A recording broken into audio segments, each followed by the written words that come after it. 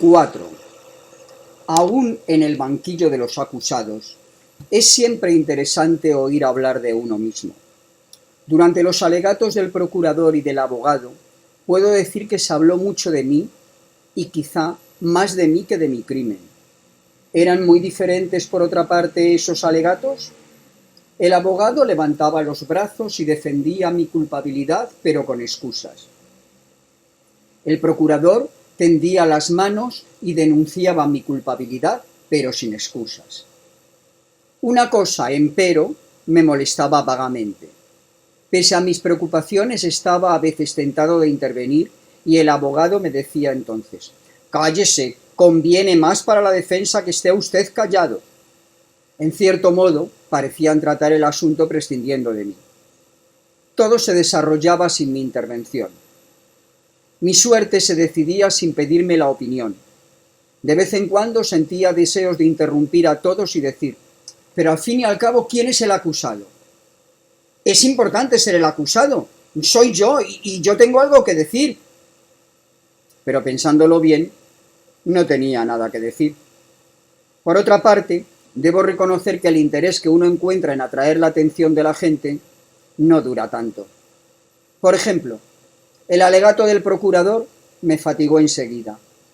Solo me llamaron la atención o despertaron mi interés fragmentos, gestos o párrafos enteros, pero separados del conjunto. Si he comprendido bien, el fondo de su pensamiento es que yo había premeditado el crimen. Por lo menos eso trató de demostrar. Como él mismo decía: «Lo probaré, señores, y lo probaré doblemente, bajo la deslumbrante claridad de los hechos en primer término, y enseguida en la oscura iluminación que me proporcionará la psicología de este alma criminal». Psicología. Resumió los hechos a partir de la muerte de mamá. Recordó mi insensibilidad, mi ignorancia sobre la edad de mamá, el baño del día siguiente con una mujer, el cine, Fernandel y, por fin, la vuelta a casa con María. Necesité un cierto tiempo para comprenderle en ese momento, porque él decía «su amante» y para mí ella era María. Después se refirió a la historia de Raimundo. Me pareció que su manera de ver los hechos no carecía de claridad. Lo que decía era bastante plausible. De acuerdo con Raimundo, yo había escrito la carta que debía atraer al amante y entregarla a los malos tratos de un hombre de dudosa moralidad. Yo había provocado en la playa a los adversarios de Raimundo. Este había resultado herido. Yo le había pedido el revólver. Había vuelto solo para utilizarlo. Había abatido al árabe tal y como tenía proyectado. Había disparado una vez. Había esperado. Y, para estar bien seguro de que el trabajo estaba bien hecho, había disparado aún 4 balas serenamente, con el blanco asegurado, de una manera en cierto modo premeditada. «Y bien, señores», dijo el abogado general, «acabo de reconstruir delante de ustedes el hilo de acontecimientos que condujo a este hombre a matar con pleno conocimiento de causa. Insisto en esto», dijo, «pues no se trata de un asesinato común, de un acto irreflexivo que ustedes podrían considerar atenuado por las circunstancias. Este hombre, señores, este hombre es inteligente. Ustedes le han oído hablar, ¿no es cierto? Sabe contestar lo que se le pregunta, conoce el valor de las palabras, y no es por tanto posible decir que ha actuado sin darse cuenta de lo que hacía». Yo escuchaba y oía que se me juzgaba inteligente, pero no comprendía bien cómo las cualidades de un hombre común podían convertirse en cargos aplastantes contra un culpable. Por lo menos era esto lo que me chocaba, y ya dejé de escuchar al procurador hasta el momento en que le oí decir: «¿Acaso ha demostrado por lo menos arrepentimiento?». «Jamás, señores, ni una sola vez en el curso de la instrucción. Este hombre ha parecido conmovido por su abominable crimen». En ese momento se volvió hacia mí Me señaló con el dedo y continuó abrumándome sin que pudiera comprender bien por qué. Sin duda, no podía dejar de reconocer que tenía razón. Yo no lamentaba mucho mi acto, pero tanto encarnizamiento me asombraba. Hubiese querido tratar de explicarle cordialmente, casi con cariño, que nunca había podido sentir verdadero pesar por cosa alguna. Siempre estaba absorbido por lo que iba a suceder, por hoy o por mañana. Pero naturalmente, en el estado en que se me había puesto, no podía hablar a nadie en ese tono. No tenía derecho de mostrarme afectuoso ni de tener buena voluntad. Y traté de escuchar otra vez por qué el procurador se puso a hablar de mi alma. Decía que se había acercado a ella y que no había encontrado nada. Señores jurados, decía que en realidad yo no tenía alma en absoluto y que no me era accesible ni lo humano ni uno de los principios morales que custodian el corazón de los hombres. Sin duda, agregó, no podríamos reprochárselo. No podemos quejarnos de que le falte aquello que no es capaz de adquirir. Pero, cuando se trata de este tribunal, la virtud enteramente negativa de la tolerancia debe convertirse en la menos fácil pero más elevada de la justicia. Sobre todo, cuando el vacío de un corazón, tal como se descubre en este hombre, se transforma en un abismo en el que la sociedad puede sucumbir.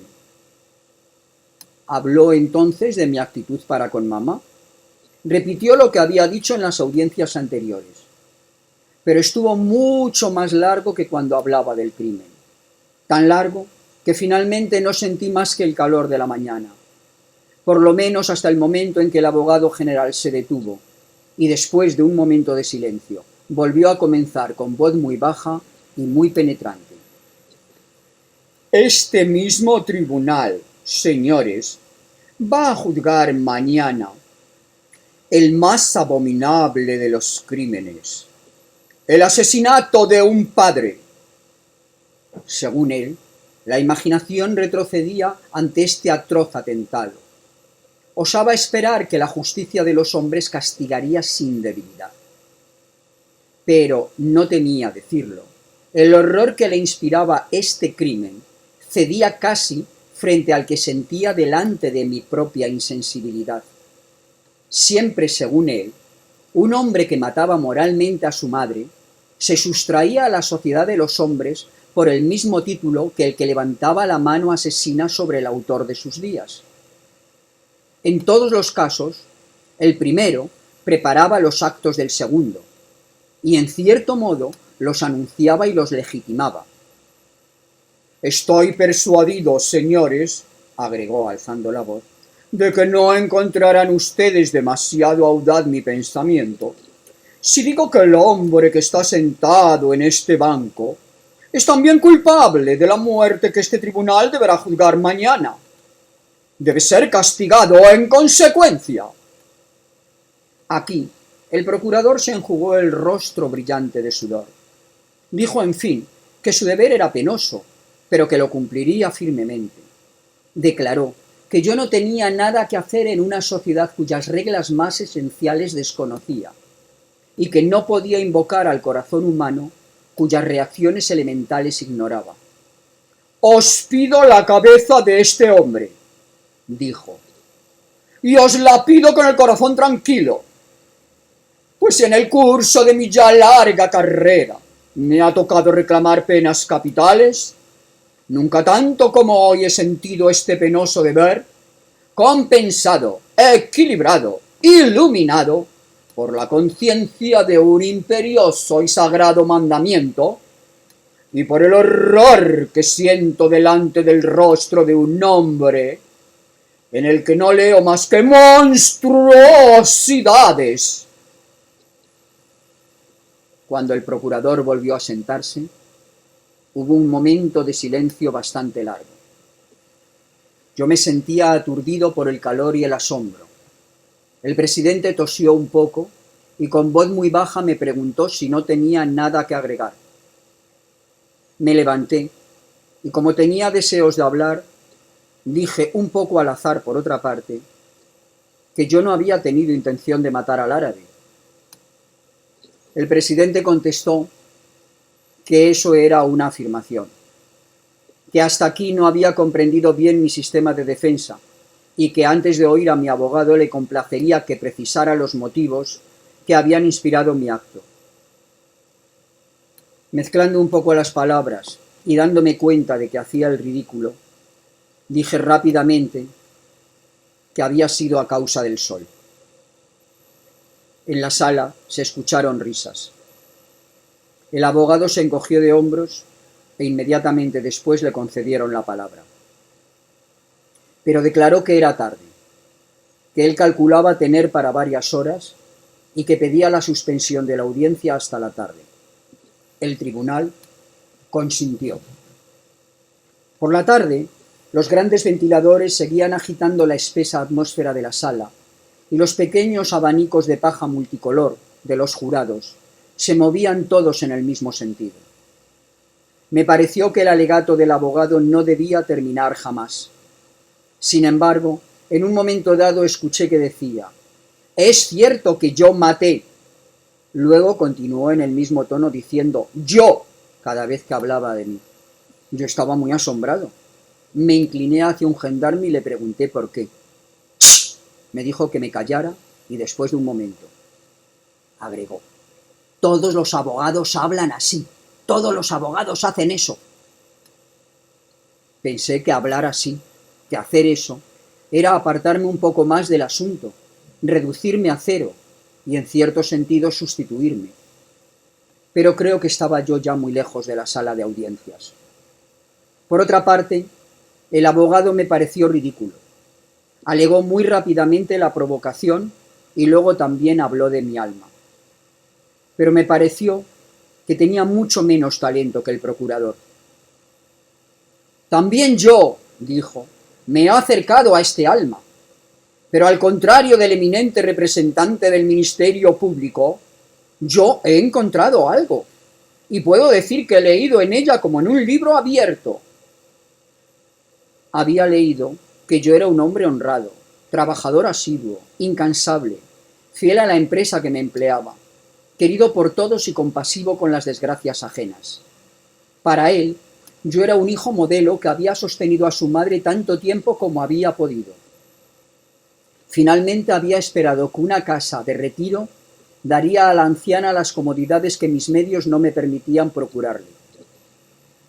«Me asombra, señores», agregó, «que se haya hecho tanto ruido alrededor del asilo, pues en fin, si fuera necesario dar una prueba de la utilidad y de la grandeza de estas instituciones, habría que decir que es el Estado mismo, la República, quien la subvenciona». Pero no habló del entierro, y advertí que faltaba en su alegato. Como consecuencia de todas estas largas frases, de todos estos días y horas interminables, durante los cuales había hablado de mi alma, tuve la impresión de que todo se volvía un agua incolora en la que encontraba el vértigo.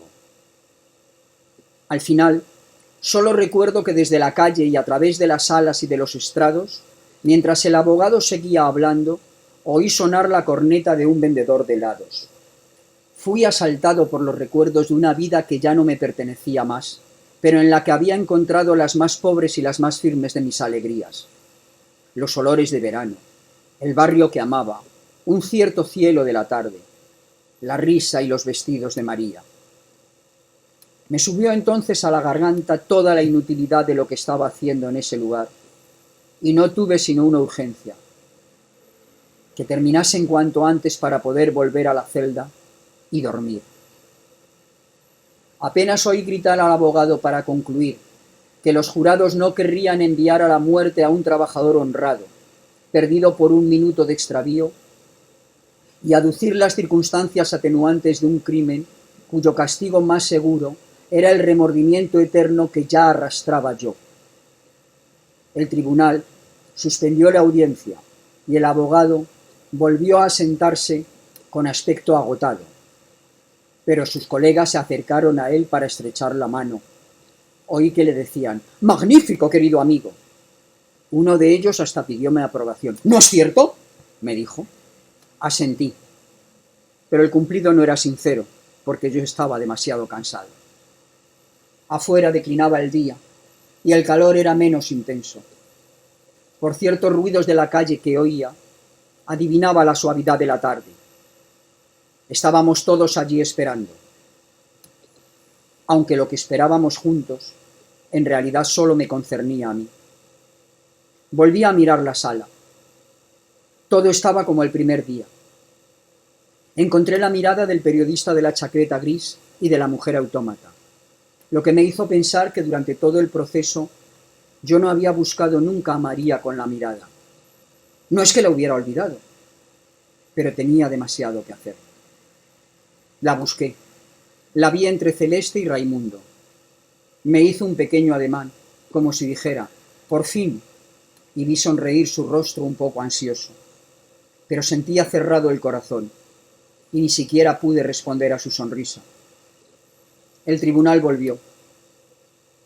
Rápidamente leyeron una serie de preguntas a los jurados. Hoy, culpable de muerte, provocación, circunstancias atenuantes. Los jurados salieron y se me llevó a la pequeña habitación en la que ya había esperado antes. El abogado vino a reunírseme. Estaba muy voluble y me habló con más confianza y cordialidad, como no lo había hecho nunca. Creía que todo iría bien y que saldría con algunos años de prisión o como mucho con trabajos forzados. Le pregunté si había perspectivas de casación en caso de que el fallo fuese desfavorable. Me dijo que no. Su táctica había sido no proponer conclusiones para no indisponer al jurado. Me explicó que no se casaba nunca un fallo como este por ningún motivo. Me pareció evidente y admití sus razones. Si se consideraba el asunto fríamente, todo era perfectamente lógico. En caso contrario, habría demasiado papelerío inútil. De todos modos, me dijo el abogado, queda la apelación, pero estoy seguro de que el fallo será favorable. Esperamos mucho tiempo. Creo que cerca de 3/4 de hora. Al cabo, sonó un campanilleo. El abogado me dejó diciendo: el presidente del jurado va a leer las respuestas. Solo le llamarán cuando se pronuncie el fallo. Se oyó golpear las puertas. La gente corría por las escaleras y yo no sabía si estaban próximas o lejanas. Luego oí una voz sorda que leía algo en la sala.